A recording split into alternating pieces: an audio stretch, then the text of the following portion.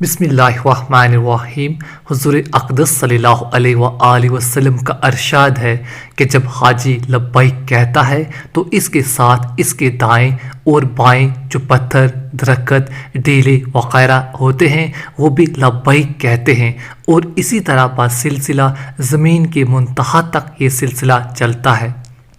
फ़ायदा मतअद्दिद अहादीस में आया है कि लब्बैक कहना हज का शिआर है। एक हदीस में आया है कि हज़रत मूसा अलैहिस्सलाम जब लब्बैक कहते थे तो हक़ ताला शाना जवाब में फरमाते थे, लब्बैक या मूसा। हाजी की एक लब्बैक ही नहीं, इसकी हर चीज़ में मुस्तक़िल अजर और फजीलत है। एक हदीस में आया है कि हज़रत अब्दुल्लाह बिन उमर रज़ी अल्लाह अन्हु फरमाते हैं कि मैं हुज़ूर अक़दस सल्लल्लाहु अलैहि वसल्लम की खिदमत में मनी की मस्जिद में हाज़िर था कि दो शख्स, एक अंसारी और एक सफ़ी हाज़िर खिदमत हुए और सलाम के बाद अर्ज़ किया कि हुज़ूर अक़दस सल्लल्लाहु अलैहि वसल्लम हम कुछ ज़ियाफ़त करने आए हैं। हुज़ूर अक़दस सल्लल्लाहु अलैहि वसल्लम ने फरमाया कि तुम्हारा दिल चाहे तो तुम दरियाफ़त कर लो, और तुम कहो तो मैं बतला दूं कि तुम क्या दरियाफ़त करना चाहते हो। उन्होंने अर्ज़ किया कि आप सल्लल्लाहु अलैहि वसल्लम ही इरशाद फरमा दें। हुज़ूर अक़दस सल्लल्लाहु अलैहि वसल्लम ने फरमाया कि तुम हज के मुतालिक दरियाफ़त करने आए हो कि हज के इरादे से घर से निकलने का क्या सवाब है, और तवाफ़ के बाद 2 रकत पढ़ने का क्या फ़ायदा,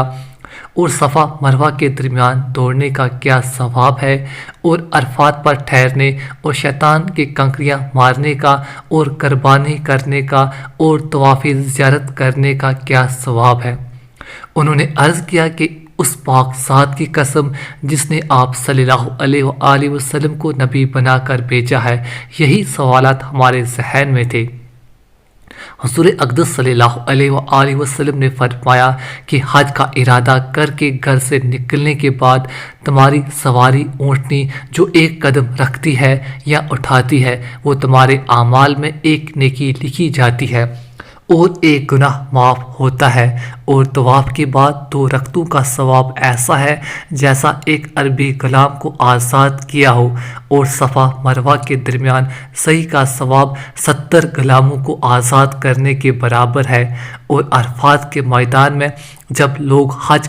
जमा होते हैं तो हक़ ताला शाना दुनिया के आसमान पर उतर कर फरिश्तों से फ़ख्र के तौर पर फरमाते हैं कि मेरे बंदे दूर दूर से पुरखुदा बाल आए हुए हैं, मेरी रहमत के उम्मीदवार है। अगर तुम लोगों के गुनाह रेत के ज़र्रों के बराबर हों या बारिश के कतरों के बराबर हों या समंदर के जहाज़ों के बराबर हों, तब भी मैंने माफ़ कर दिए। मेरे बंदो जाओ,